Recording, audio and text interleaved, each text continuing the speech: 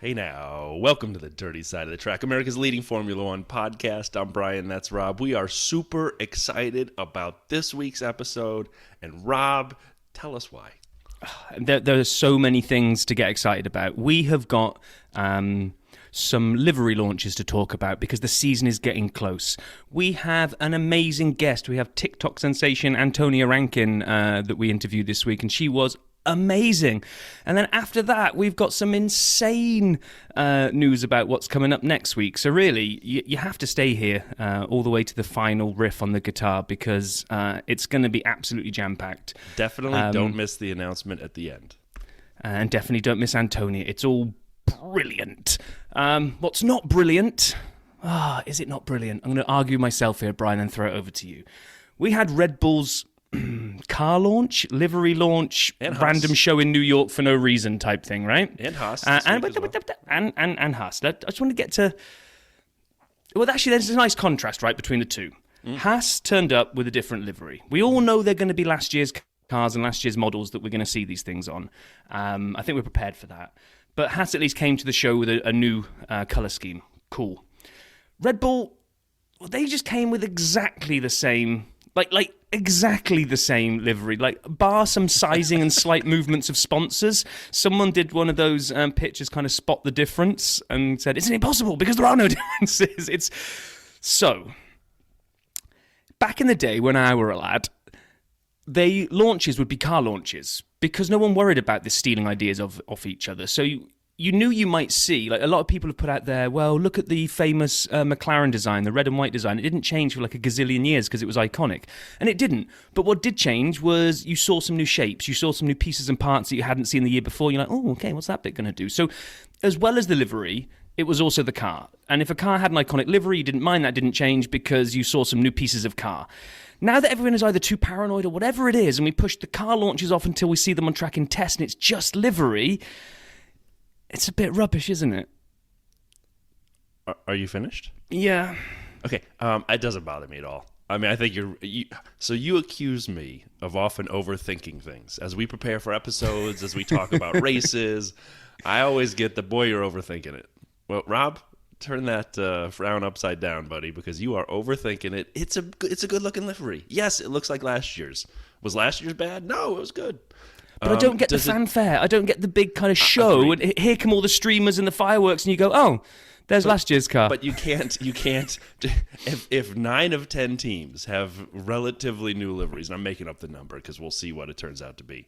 But if 9 of 10 have relatively new liveries, and they all have fantastic launches, and then Red Bull's like, nah, we're just going to send out a fax, and here's a picture of it. They can't do that. You got to have one too. I mean, you can't say, you know what, it's really similar to last year. We don't need a launch. Here it is. Talk to you later. I actually, though, I really was underwhelmed by the whole presentation of everything. It felt like it was kind of like one of your presentations that you thrown together at the last minute and kind of like the spelling mistakes and, it just didn't have that Red Bull polish that I was expecting because I thought at least if there was the same livery, we'd get like the big razzmatazz, but maybe kind of entertainment, PR and all that kind of stuff is victim of the cost cap and they just went, don't worry about it. I think you've got your hopes up way too high. I don't know what you expect in these things. They pull back a picture of the car. The drivers walk around and answer a couple of softball questions, and they call it a day. You expect some kind of like you want them to turn the engine on and kind of do a donut on the stage. No, I just don't want these at all. Oh. I'm like, don't bother. If you're just going to show us a picture of last year's car, and so like I say, a lot of them people like Haas who take off the blue and ruin my cap. Thanks, Haas. Exactly. We'll talk about that in a minute. Why not build the anticipation and actually just do it? Or maybe car reveal day, the day before testing. So you truck off to testing, 23rd or whatever it is this month. On the 22nd is car reveal day. There's now no chance of anybody stealing anything and 3D printing something for the next day. So it's not going to happen, right? So now we get to see all of it in all its glory. Here's the new car, bigger wing mirrors, bigger bits, whatever you've changed, and the livery all in one go. This is a waste. Look out your window right now and see if anyone's on your grass, because you should really go yell at them. I'm grumpy over this. It's pointless. Get rid of it. Bored now. Keep it, love it. It's great. Haas. So let's talk about Haas real fast. The delivery launches. I like the colors, the black and the white and the red. Obviously, removing the Russian blue and the Russian flag and the things that had kind of come through over the years that they couldn't actually show. I like it. I would have preferred the Haas on the side to be red. I thought it would have stood out more, but really no biggie to me. I liked it. I gave it a solid 7 or 8. I can't remember. I thought it was good. I don't know, but I'm pretty sure we talked to Antonia about this. So why don't you just steal the thunder of the entire interview that we've got coming up later? Well, listen for more on that. But there was, after the Red Bull launch, there was some huge news. And it was that Ford is back in Formula One. And I was really excited and very confused for about a day as we kind of digested this news. So obviously we learned that Ford will be helping, providing, guiding, strategizing, helping build the engines for Red Bull and AlphaTauri. Okay, great. We obviously have Mercedes, who's still there, and they use their own engines. Ferrari's there, use their own engines. We saw this week as well that Audi has purchased 25%, and there's a progression of purchases planned with Sauber. So it'll, in 2026, it will no longer be Alfa Romeo. It might even be sooner. It'll be Audi, but it'll be an Audi engine in 2026. So we know that. We have, as I said, Red Bull and AlphaTauri with Red Bull Ford powertrains. Alpine will obviously be the Renault Alpine engine. Where's that leave Honda? I'm like so confused. And then there are some like customer teams like McLaren, Aston Martin, Williams, and Haas who buy Mercedes or Ferrari engines.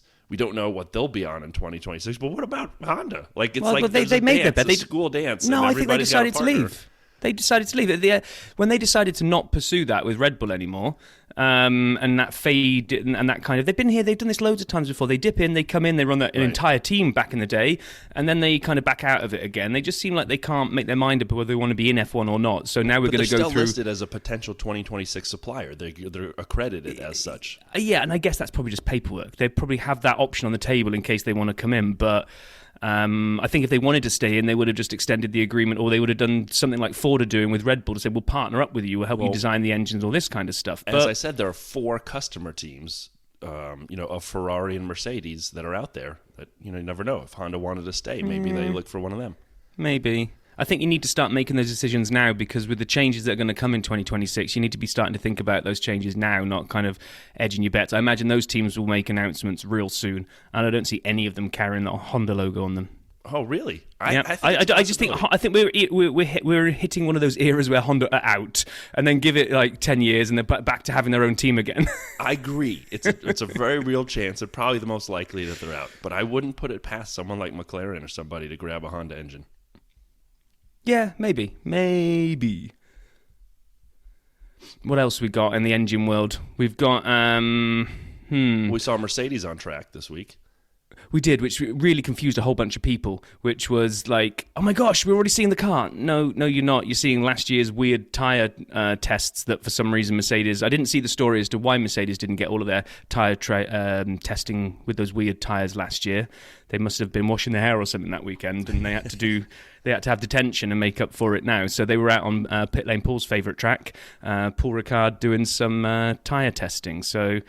again, kind of a bit of a... when you're in that lull where you're just desperate to see cars on track, but it was a bit of a nothing burger because it's last year's cars on those awful tyres. Totally agree. We saw some F1 Academy news.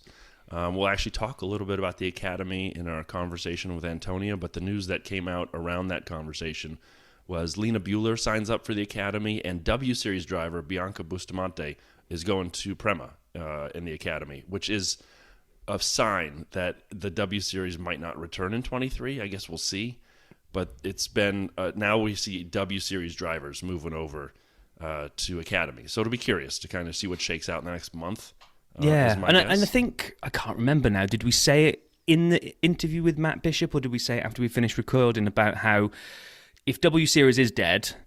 if what it's done while it did exist was to create the opportunity for an official-backed part of the family series in the Academy to exist and be a proper entryway into the other formula, then it probably did its job. Because it wasn't official, it was sat on the side, it was kind of this other thing that wasn't really part of the series. Now the F1 Academy is, so, maybe it needed to exist for a short time just to create this opportunity. Yeah, definitely. And I'm going to let you take this next piece of news because...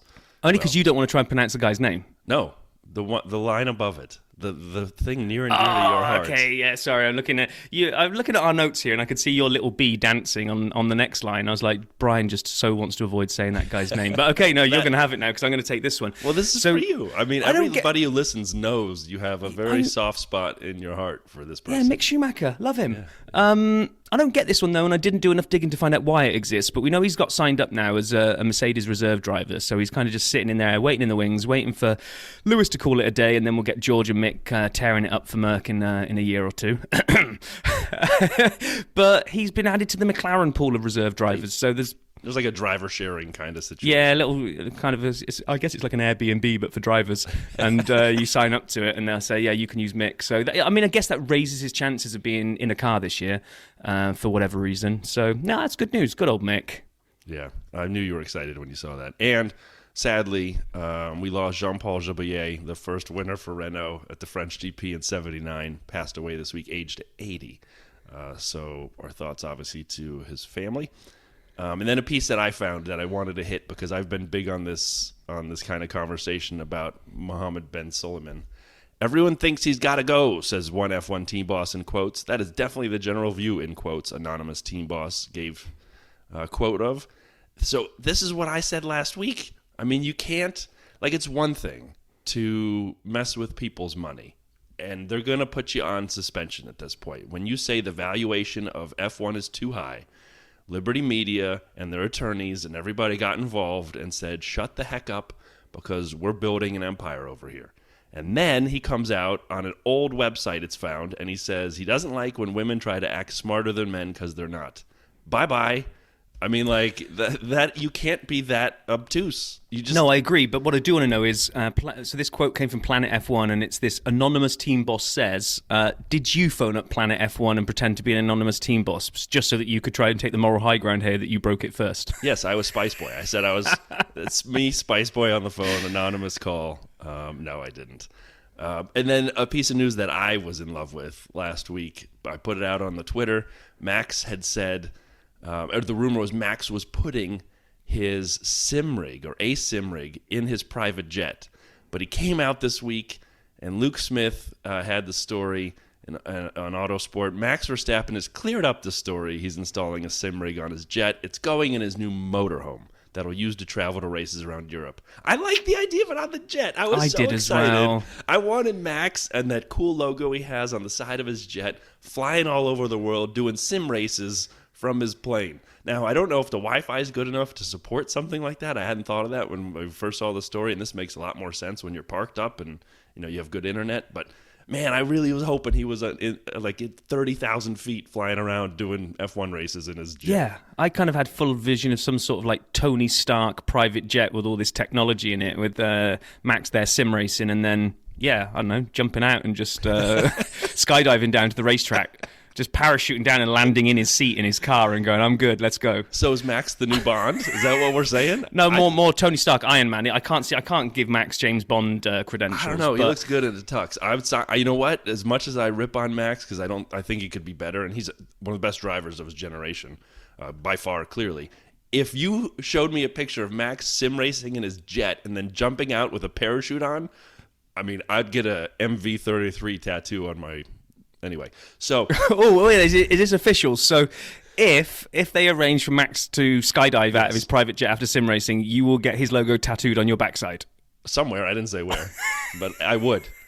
The 33, though. I mean, I'm also a traditionalist. I know you can get the 1 when you're the champ, and you should, but his number's 33. So, saw a note from a great follow, if you guys don't follow, Vincenzo Landino, about the F1 business side of things, that there's a movie that I did not know was being made. So I don't know a ton about this. Your boy Sap here has got some research for next week's episode. But Michael Mann, who makes amazing movies, just amazing movies, is doing a movie called Ferrari. And Adam Driver is Enzo Ferrari in this movie. I didn't know this was happening. And me neither. I saw this note. I'm like, what? So I am super excited. It's going to follow the life of Enzo Ferrari and talk about both how he kind of had some of the team building and getting family stuff out of the way as he kind of tried to get ready for different races to kind of launch the Ferrari brand. I am so excited for this. That's all I have. I was waiting for another insight. Then you kind of took a breath and like, no, I'm done. That's it. End of. Are we going to get together for this? Is this a Dirty Side gets together to watch this in IMAX type situation? Oh yeah, watch along Ferrari. Yeah, maybe. Who knows? What I do know is that somebody being so excited about a Ferrari film coming has been a little bit slack on the video research front. I have. Yeah, my apologies. You guys know I love the social media aspects and the videos from the teams and the team radio. This week was kind of chaotic. So I have 2 notes on videos, but it'll be back and better than ever next week. Well, and one of the reasons you were busy is because you have single-handedly created the new number 1, maybe, trending hashtag, February for F1 fantasticness. You were trying to throw a Ferrari in there. I was looking at the Ferrari thing. Let's go again. I'll cut that bit out. No, February F1 fantasticness. In no way, stealing March Madness thunder. But you came up with the idea. We got together. We launched it last week. And why don't you tell everyone about the 2 that we've had go through so far, the votes? Yeah, definitely. So, correct. It is not at all inspired by March Madness. Just because it's a bracket and has a month name and gets a winner at the end, has nothing to do with March Madness whatsoever, that we ripped off completely. And so we have 16 of the top F1 drivers of all time.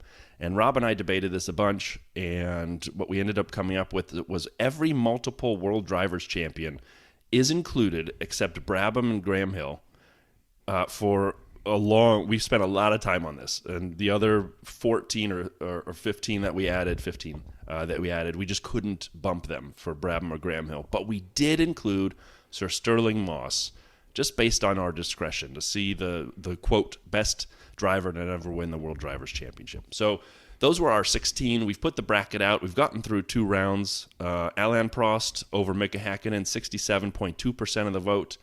Juan Manuel Fangio over Sir Sterling Moss, 81.3% of the vote. So Fangio with a butt kicking for Moss. A lot of good debate on the posts on Twitter. I appreciate that from people saying, I think Moss is better. I think Fangio, talking about why, pictures.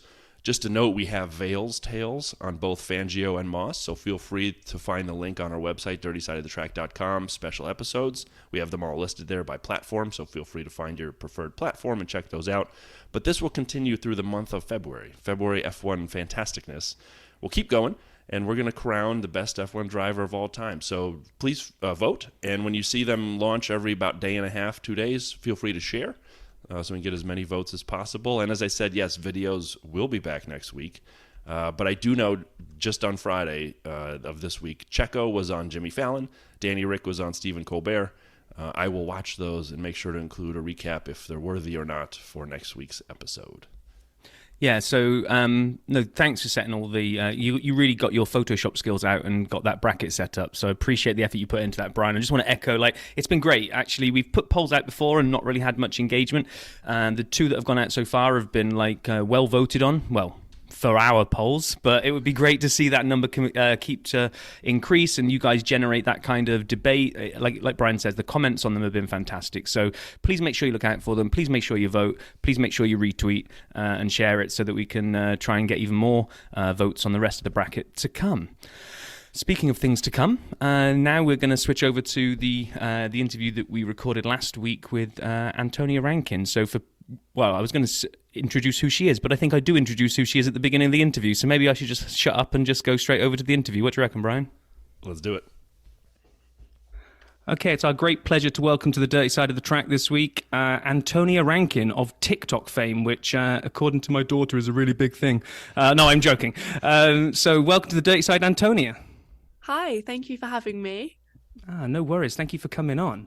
I was kind of referencing your TikTok account, and I will say it was actually through my daughter that I actually found you. So she's a big fan, so she's going to be completely obsessed by the fact that I'm talking to you. But you've got huge following on TikTok. Your number 1 view for anybody that needs to go and look at Antonia Rankin on F1 Antonia on TikTok. 1.9 million views for the moment of your sand building F1 car. It is an amazing TikTok. I mean, it is amazing. How long did it take you to do that? Thank you. It was like a full day of pretty dedicated digging and things. Yeah, I had to take a few breaks for food. Oh man, I mean, one of the things we kind of like to drill down to when we get anybody on is kind of origin stories. So, When did you get into F1? How did you get into F1 as well? I wish I could say I remember. All I know is that there's pictures of me at various stages of childhood wearing various F1 merch. So I'd like to, it's like nepotism, but my dad forced me into it. So I don't know what the word for that is, but I don't think I had much choice but to be an F1 fan, really. So yeah, no, I think there's a picture of me at about 4 years old in a little, sofa den wearing a Michael Schumacher Ferrari top. And I guess it all began from there. Well, job well done. Raising a kid who loves F1. My dad's very proud of himself. He yes. should be. He should be. I have a question for you as a content creator and you do a lot of things as well as on Missed Apex and other places, but you create so much content. Do you ever feel obligated or tired or fatigued and it's like, oh, I'm gonna take a day off, and you wrestle with doing it or not? I'm just curious because you are so prolific and excellent at it. Is that something you wrestle with, or is that not a problem? I think it's a mix. When it's something like F1, which I just live and breathe it, and it's my absolute passion and I love it to pieces, I could talk about it all day. Of course, some days are better than others. Sometimes I do just want to curl up in bed and not show my face to however many thousand people, but no, I don't see it as an obligation at all, and I don't see it as a job or a chore, and it's not something that I get sick of. I feel like there's always something to unpack or, gossip about or explain, because there's so much about F1. I just feel like I never run out of ideas. Not touch wood. I hope I don't run out anytime soon. and I just want to pick up on the explanation ones that you do, right? So we've got a blog that we do on the website, and this week I interviewed ChatGPT to see what it would come up with, and I kind of did, explain aerodynamics for children, and it did a fairly decent job for that. Now, your explanation videos, I don't know whether this is by design, whether you set out that you wanted to do this, or whether it's just natural the way that you explain things, but you are able to get across quite complex ideas in very small windows of time that don't sound like you're dumbing it down, but at the same time, you are breaking it down into simple explanations. I mean, I'm not quite sure how you do it. So was that the way that when you decided you were going to do the TikTok and you were going to do, say, F1 for beginners or whatever it was going to be, is that what you set out to do? Or is that just natural Antonia, how she explains things? Oh gosh, I think being a blonde, I have to dumb things down for myself a lot of the time. So when I originally started my TikTok, it was just me mucking about, and then I realized, I can share my knowledge, and that's really cool. So I kind of explain things the way that I understand them, which, I'm not always 100% correct. So I do have a few people jumping in sometimes and being like, Antonia, that's not right. And again, I blame it on the blonde. But I really like to think that, F1, I think one of the things that people find inaccessible about it is the fact that it's on surface level, just a bunch of cars go around in circles. And if you don't know the drivers, if you don't understand the engineering side of things, it must be so kind of just like a wall of completely unintelligible, I don't know. So yeah, no, I try to break things down as best I can, and I really enjoy doing it. But yeah, I think most of the time when I'm just sat in front of my camera, first of all, long videos don't do well because people my age have a time span of about 5 seconds. But also I have a time span of about 5 seconds. So it's really good just to be able to do something coherently in a short amount of time, concisely. And how much of it ends up on the cutting room floor? Because there are kind of those edits where you're obviously kind of sticking it together. So let's say you've done 45 seconds on explaining aerodynamics. How long is that video really before you cut it down to 45 seconds? Well, the thing is with TikTok, I don't like to have videos more than a minute on explanation videos because, like I said, people's time attention spans just are not long enough. And, you don't just want to sit and watch someone talk at you for 5 odd minutes. So what I normally do is I speak freely just with natural cuts. I normally plan out what I'm going to say first. And then I hit a point where I've recorded 45 seconds and I have 15 seconds left to finish off explaining a ridiculously complicated thing. So I kind of have to then really start being careful about what I say. But no, I've started kind of changing up the way I do things where I pre-record and then cut it down, but then that takes ages. So no, normally I just record it in app and hope and pray that I've kind of simplified it enough that I can fit it all in. Have you found, kind of shifting gears a little from the creation to the reception, have you found the people who like your videos and who participate on the comments on your TikToks, are you bringing more people into the sport? I would assume you would be. I mean, you're young and your videos are funny, and it's great to have people kind of opening the aperture of the lens of fans. So do you see that happening for some of your followers? Yeah, there's definitely a bit of that. I have a lot of people in my comments saying, "Oh, I don't know a lot about F1." People will come to my page and ask me questions about it as new fans trying to understand more. I think I like to think that I've got like a little bit of a niche going on, being a young girl in F1 who knows things, if that's how I were to describe myself in a nutshell. But yeah, no, I think a lot of the people I have on my page are mainly just people who A, love the sport, and B, kind of want to learn a little bit more about it. So I do have quite a lot of people who, maybe have got into the sport recently through Drive to Survive and then just kind of want to learn a bit more.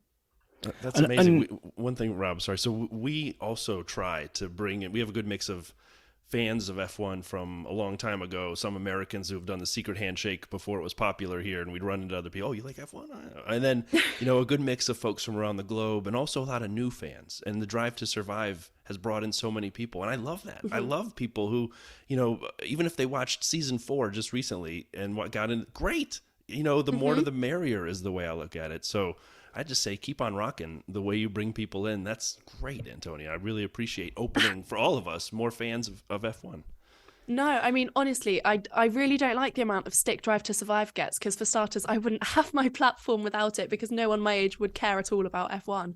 But no, I love that the fan base is expanding, and I think it's so fantastic that more American fans are getting into the sport and more young fans are getting into the sport, because until Drive to Survive, viewing figures were going down in F1, and it was actually becoming more and more of a niche. So yeah, no, I'm really hoping it doesn't die out anytime soon. Agreed.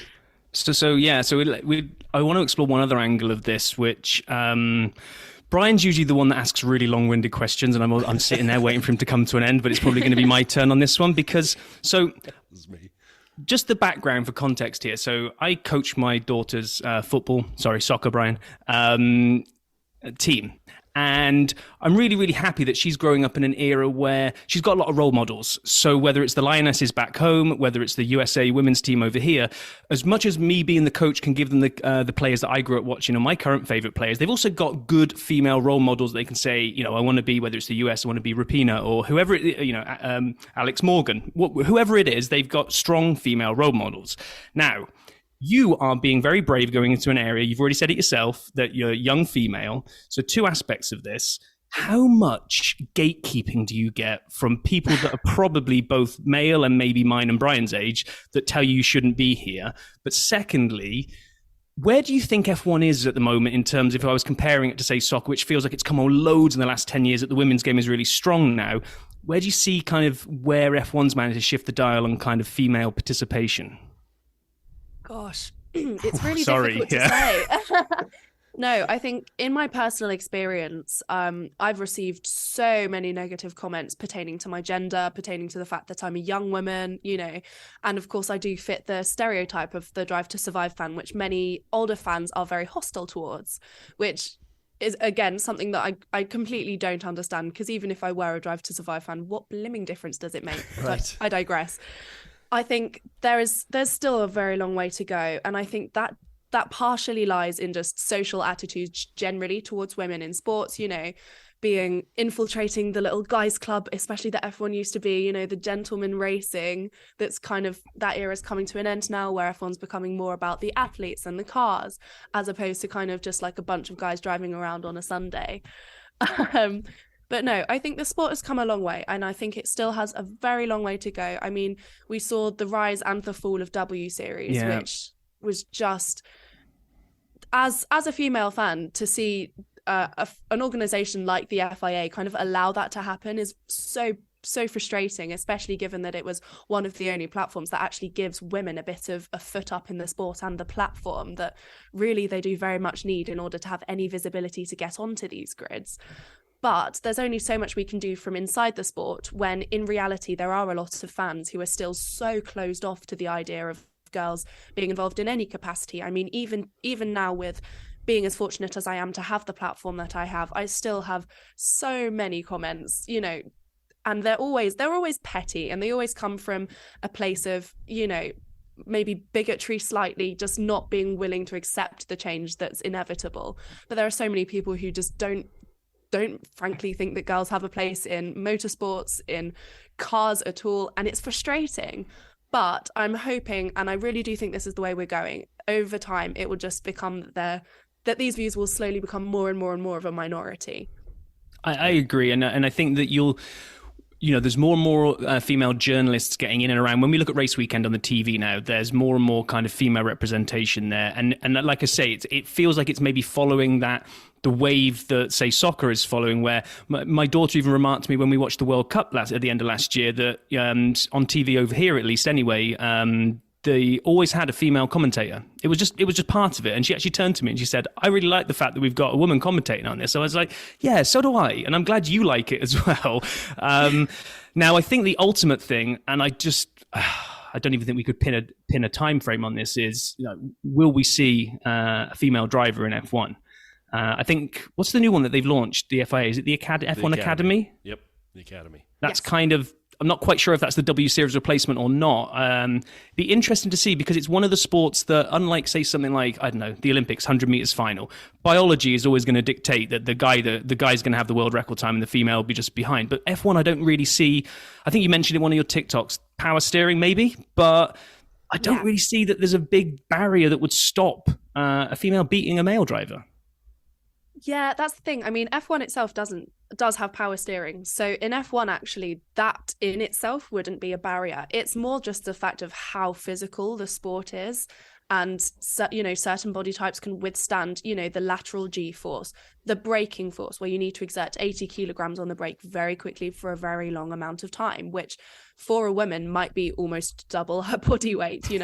It's so difficult. And I think, aside from the stigma and aside from any social attitudes that might belie, all of these negative comments towards the girls in the sport, especially W Series, I definitely think there's no excuse going forwards why these series can't become more inclusive, especially given that, in the Formula Series, some of the cars don't have power steering, whereas Formula One does. So I don't see why it's necessarily not just put in, because it's little things like that are what make it inaccessible to women, because unfortunately, as you say, biologically, there are some things that women just simply are not strong enough for compared to their male counterparts. Yeah. Whew. Well, I think we've probably gone as deep as we like to go on the dirty side here. We're going to have to get back to the fun now. But I really was just interested to kind of hear your view on that. And actually, just from, although no one else on the podcast is going to be able to see your face, the fact that you seem to brush these comments off, the negative comments, you seem to be taking it all in your stride. So I would say keep on doing that, because we were speaking to Matt Bishop the other week who left Twitter because of all the homophobic comments he was getting all the time. And it's a real shame when that happens. I totally understand why he did. Thankfully, he came back today, which is fantastic. As of recording today, he's back. Yeah. So, it's easier said than done, but please don't let the haters get you down. But let's switch gears. 2023 season is coming upon us. First things first, this week we saw the Haas livery revealed. 2 questions for you on this. Do you like it? And should they be allowed to do livery launches, or should it be a proper car launch? Oh, that's so difficult. On your first point, I'm not that bothered about livery. I know that sounds so stupid. I'm so much more interested in the car itself and how it performs, the engineering of it, what makes it different, any minute aerodynamic feature that it might have that sets it apart from the field, which is why livery reveals, as they used to be car reveals, have just become gradually less and less interesting, because teams are almost a bit afraid, especially in the modern era where you can, 3D print something just based on a 2D image. If they can't give too much away, the teams, because of course their rivals can just go, oh, I like those side pods, let me just whack those on my car. They have to be so careful. And what I found really interesting is, in testing, and a few years ago, we've had various liveries that are designed to kind of disguise how the car looks. The camo livery. Yeah, it's become a bit sneaky, hasn't it? Yeah, no. I think it's a bit of fun, isn't it? It's really cool to know what the cars are going to look like. It's very much just a surface level element of the sport. It's not particularly interesting. It's important for sponsors, I suppose, but no, I'm not that bothered, if I'm quite honest, about any of the liveries. Obviously, if one of the iconic teams changed their livery, I'd be a bit I'd be a bit more into it, maybe. Well, there was a rumor flying around that McLaren are going to drop the orange, but I think that's a complete internet made-up story. But we'll see. Yeah, I mean, I'm kind of with you. I think last year there was a bit more eagerness to see the cars because it was the new regs. It was like what these 2022 cars going to look like. And this year, I'm kind of like I'm happy to see them. I think the Haas one looks pretty nice, but yeah, I want to see them. It's where are we now? We're February the 1st as we record today. So we're end of the month when we actually see cars on track is what I'm a lot more excited for. But I do like to see a nice looking car revealed as well. I can't lie. I was a little, I knew the livery would change, but so over Christmas break, I got a note on Twitter and it said, hey, Haas is having a sale on their hats. If you buy anything in the Haas store, you get a free cap. I said, all right, sign me up. So I bought the cheapest thing I could find. And I got a beanie and then a hat for free. The shipping was more expensive than the entire deal, but that's okay.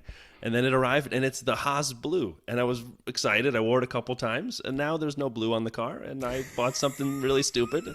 And I had 2 good wears of it, and it makes no more sense. But I will wear it proudly. It's just when they revealed the car, I sat here on my computer like, oh, no.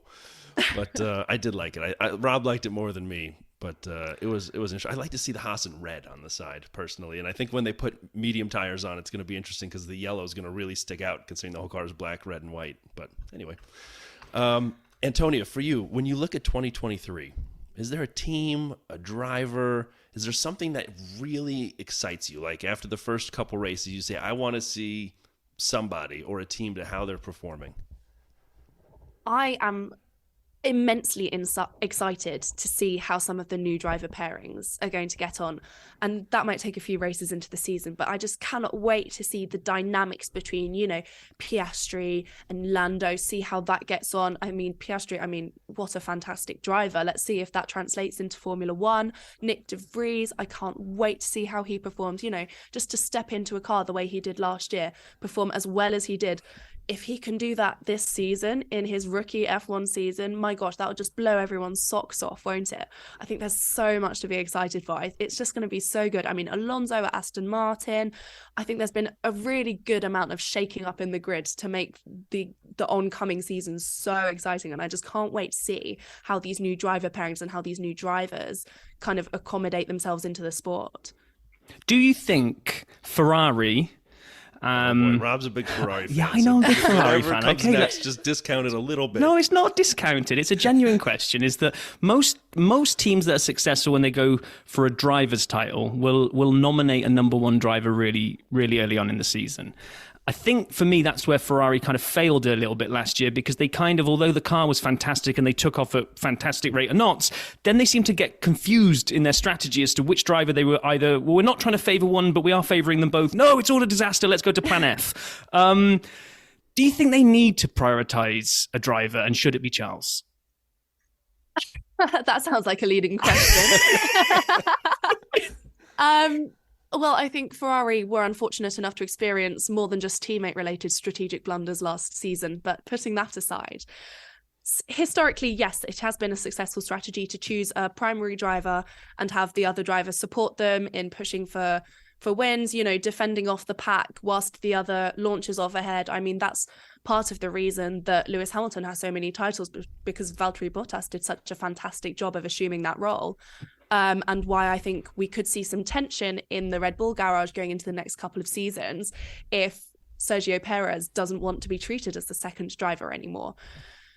As for Ferrari, I think there's going to be a lot of change in the dynamic in the upcoming season. I think there's going to be a lot to examine there. I think Charles Leclerc is one of the best drivers of his generation. I really think if he can just iron out some of his mistakes, he could be just something truly, truly special. However, with that being said, Carlos Sainz is also a phenomenal driver. He is a reliable driver. He's consistently in the points. He's also absolutely fantastic. And it's not as simple as choosing a 1 and 2 between those two drivers as it is between, Hamilton and Bottas, because neither one appears to be directly above the other. And I think, to be honest, Ferrari might have been hedging their bets a little bit last season, thinking, oh, well, we'll just see which one emerges. And then at the summer break, we'll just pick who's ever doing better to favour. But yeah, I do think generally speaking, it's a tried and tested strategy to pick one driver and move forward with that. However, then the issue lies in if Sainz is chosen to be the secondary driver per se, I really don't think that will sit well with him. And to be honest, I don't think that will sit well with fans either. Yeah, and I think that's how Vasseur has kind of positioned it. And I do like the way he seems to be setting the stall out a little bit clearer and a bit earlier in the season than, say, Binotto did last year, where he's kind of said there isn't a number one driver, but if we get to a point where one of them is obviously ahead, then the team are aware that that's what's going to happen. So I'd like to think he's already sat them both down and said, you're equal until you're not. It's almost like trying to set the competition between the two of them, because if those two do compete with each other and you do end up with my personal dream, the two red cars at the front fighting for 1 and 2 in every single race, then that can only be good for Ferrari. But I don't know. I'm just still preparing myself for a year of more Ferrari clown show, but we'll... Well, I mean, it was Silverstone last year where they had Charles in front and Carlos behind, and they wanted Carlos to go drop back behind the safety car as far as possible to give Charles some space, and then Carlos won. So, I mean, like, I don't know. Rob, I appreciate you love Ferrari. I'm more of a Carlos Sainz fan of both drivers, and I'll do my own thing. So you name-checked 2 rookies. Now, the one that obviously is going to get the big attention over here, but I feel that he won't have the car to do it, is Logan Sargent. Mm-hmm. What's your thoughts on what he's going to be able to get out of that Williams in his rookie year? Well, for starters, I'm thrilled to see an American driver in the sport again. I think it's absolutely vital for American fans to be able to watch the sport, root for someone, have someone representing their country, in order for it to be a world championship. I think it's really great that Logan Sargent, and, he's genuinely here on merit. He's a fantastic driver. Now, I can't say I'm expecting Williams to be constructors' champions. However, I would really like to see just a slightly more even playing field this year. I do think towards the end of last season, we were seeing Williams score a couple of points left and right a little bit. And Latifi, bless him, was... I hold the utmost respect for him, really, but unfortunately, just towards the end of his Williams career, was not performing to the standard he was expected to. And I think if Sargent can come in and pull, a Nick de Vries, what he did in that Williams, just, every other race even, and just score some points, that would even be a really great step up. And that would be really great to see. I think the best way to measure success in Formula One isn't by comparing Max Verstappen and Nicholas Latifi. It's by comparing teammates, because that's the best, most even comparison. So if we just look at Alex Albon and we say, yeah, actually, you know what, Sargent's measuring up pretty well, then I really think he can call that a successful season. Yeah, no, I'd agree. And I think really, as long as he can avoid being dead last in every single race, not do a Latifi, I don't think the American audience is going to expect him to come in and start winning races or any of that kind of stuff. I'm also hopeful of something you just touched on there, that this year being the second year of the regulations, maybe the cost cap helps as well and things start closing up. Not only would I like to see the ability of the Williams to finish a little bit higher up and a bit more regularity, I also want to see more constructors on the podium and maybe even, the odd McLaren or Aston Martin or whoever it might be win. I just, that my dream season is that nothing against Max, fantastic driver. I just don't want to see going into summer break, the title already decided and nothing left up for grabs. So do you think, am I again being my over-optimistic self, or do you sense that we're going to get a little bit more of a kind of a mixed up podium this year? Yeah. Season was polarized slightly by the regulation changes, because a lot of teams found that they either nailed it or failed it, and it was quite catastrophic for teams like Mercedes. And I would absolutely give my left arm for a 3-way title battle between Red Bull, Mercedes, Ferrari. I'd love to see Lando Norris get a couple more wins. I really think he's got it in him. He's a blimming fantastic driver. Oscar Piastri, I want him to have a blistering rookie season. Oh gosh, it's so hard because I feel like everyone's my favorite and I want to see everyone win. But no, I think as a fan, and I genuinely say this, I'm genuinely very impartial as long as there's some good racing, and that's all I want, some good racing, some good tight battles. And I think it could happen this season. I don't want to be overly optimistic. However, yes, like you said, there's been a little while for the regulations to kind of the dust to settle. Hopefully the teams will come back with their new cars. Of course, they've not got a lot of testing time this year. The only time the teams can test the full ready to go car is in the free practice sessions or in the preseason testing, which this year is really, really short. So I actually do think the first few races of the season are going to be a bit of a free for all.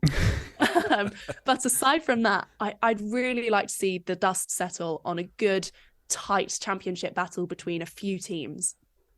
Do you have any kind of out there predictions? Now, I agree with you. I'd love to see everything you just described. And I, too, like you, seem to be a fan of almost every driver, it feels like at times. However, out of curiosity, is there a bold Antonia prediction for 2023? A driver, a team doing better than expected or worse than expected? That if you had as I would say here in the States, a $20 bill and you ended up in Vegas, what would you put on the long shot? Gosh, I'm going to go back to Oscar Piastri here. Formula Renault rookie season champion, Formula 3 rookie season champion, Formula 2 rookie season champion. I'm not saying there's a pattern there, but it would be cool, wouldn't it?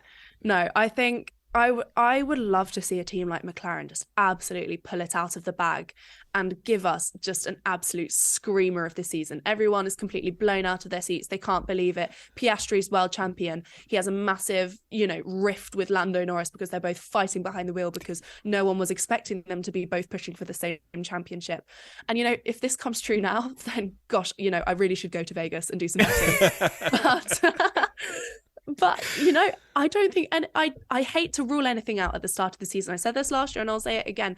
Until we see these cars on the track, until the last lap of the last race of the season, nothing is set in stone. And I think there's anything can happen. And you know what? Piastri 23 world champion. There we go. That's my bold prediction. There it is. We're putting that on a t-shirt and getting it ready. Oh, gosh. No, and I think, you know what? Like you said, there was some cars last year that completely just missed the ball with the new regs. Mercedes did look strong towards the end of last season. I've gone out there. I don't even think it's going out on a limb, to be honest, to say that Hamilton wins a race next year and becomes the first driver to go over the 300 race club and win a race. He's definitely that's happening. I almost guarantee it. I would just can I get him on board with the Piastri McLaren thing? They've threatened it so much recently that it's looks like, McLaren are going to do it, McLaren are going to do it, and then it just doesn't quite come off. But if they can learn from whatever was holding them back last year, and we don't see Red Bull kind of disappear, I don't see that they can go much further than they were, so it feels like everyone else should be able to close the gap, but okay, Piastri world champion, there it is. Watch me never do a podcast again for just how wrong I am. I'll go into hiding. No, don't worry about it. On the dirty side, Rob and I are wrong 7 times an episode, so no sweat at all. Hey, yeah, but I'm just going to go back there and say that you ridiculed me last year for when my bold prediction at the beginning of the season was Haas were going to score more than 30 points in the season after they got 0 the year before. So it's not quite as big a prediction as Piastri to win it, but you got that one right. You definitely did. I did get one right. Yeah. It's good that you remember the one you got right. It's easy to remember it. So, Antonia, I have a question for you. Now, for the regular listeners to the Dirty Side, the 100 Seconds of DRS, we have listeners participate and guests participate. It is quite often the highlight of someone's week. And I'm just curious, are you as excited as we are to have this opportunity to ask you some questions about F1 and random things in the 100 Seconds of DRS? Gosh, yeah, I feel privileged. Well, Let's ask you after if you still feel privileged. So oh, gosh. We flipped a coin, and it's Rob's opportunity to ask you some questions. So I will ask you both. Antonia, are you ready for the 100 Seconds of DRS? Yes, I'm ready. Rob, are you ready for the 100 Seconds of DRS? Yes, I am. Gosh, I'm terrified. So I'm going to count us in, and I'll do the timing, which I've learned to do correctly now. 3, 2, 1, begin. Best F1 driver on the grid currently? Lewis Hamilton. First poster you had on your bedroom wall? I don't have posters. Oh, that's a new answer. Favourite F1 track? Silverstone. What's your favourite cheese? I don't like cheese. Ooh. Ferrari or Ford? Ferrari. Is it pronounced GIF or GIF? GIF. Mario or Luigi? Mario. If you were in the pit crew, which tyre would you change? Front left. Cats or dogs? Dogs. If you could add a James Bond type gadget to an F1 car, what would it be? Oh, like saws on the wheels if they get too close. Yes. Favourite musician or musical group? Adele. Coffee or tea? Neither. Ooh. First memory of Formula One? My dad forcing me to watch it. Sleep in or get up early? Get up early. Favorite Formula One driver of all time? Jenson Button. Do you have any lucky superstitions? If I hit one side of my body, I have to hit the other side just as hard so that it's even. DRS, good or bad? Good. Tyres, interesting or not? Oh, so interesting. Yes. Batman or Superman? Superman. If you could get two drivers from different eras to go head to head, which would you pick? Senna versus Lewis.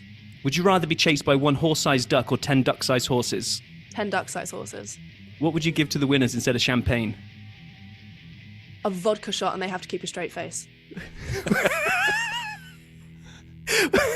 What's your favourite food? Steak.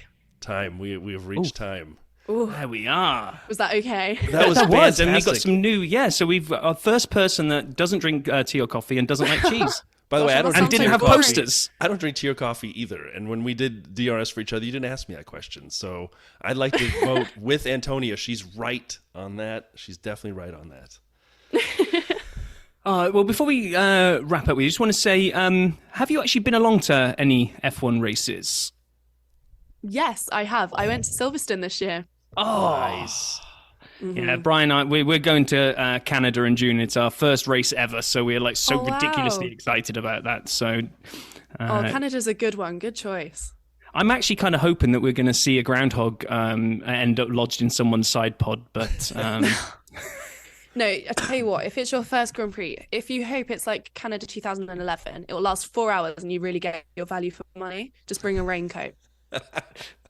Yeah, I'm not sure I want to sit in the rain for 4 hours, but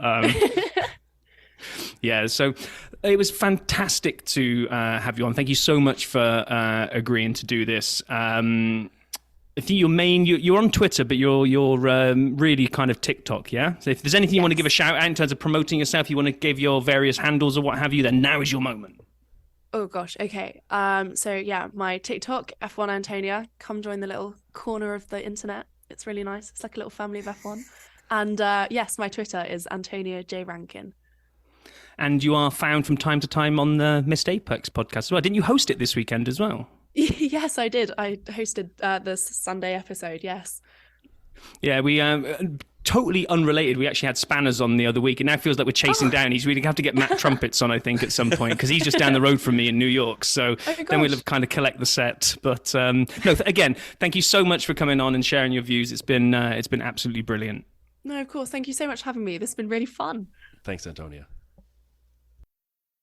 So, amazing conversation with Antonia. Thank you so very much for joining us. I really enjoyed getting her perspective, and I love following her. The Sandcar video, if you haven't seen it on TikTok, you gotta watch it. It is just epic. Thanks for doing DRS. As always, I'd stress for all our listeners, if you're interested in doing the 100 seconds of DRS, let us know on Twitter at F1DirtySide or at our email, which you can find on our website, www.dirtysideofthetrack.com. Rob kind of noted we've been really fortunate with guests, but that means they've dominated DRS. So, Rob, why don't you put out the plea one more time? Yeah, I mean, it was when we first launched it was definitely a listener-based thing, and it was great to meet some of you guys and talk to you about F1 and do the little kind of chit-chat that we do before we actually do the 100 seconds, and then, nice to have people have their own little section and a shout-out on the show. And then as we got more guests on and we thought it was cool to get the guests to do it, the guests have been doing it, so come on, we need to fight back against these guests. And you actually now get to put you can put yourself against or in the same bracket as people like Matt Bishop that have done the 100 seconds, and Antonia and Spanners and all these other guests we've had on. So please don't be shy. Please volunteer. Come on and add your name to the list of DRS guests. But one last thing on Antonia, Brian. I really got a feeling that it was very, very probable, maybe even 100% certain, that in this current era of F1 where we sit right now, she knows more than both of us put together. 100%. 1,000,000%. As we have often said, we are just two bozos sitting here talking about our fandom for F1, and that's why we love when guests come on and talk about their fandom for F1. So, yeah. Or expertise, not just fandom. Like when she just pulled Canada 2011 out of the hat, I just nodded along and went, yep. And then I had to go and Google it afterwards. Like, oh, yeah, the 4-hour race. Well, I mean, let's be abundantly clear. From Matt Bishop to Spanners, to a week where we talked about Vale's Tales and Nigel Mansell, hold that down for a second, and then Antonia, 3 or 4 weeks, we have clearly been outmatched in terms of brain power and charisma, but that's okay.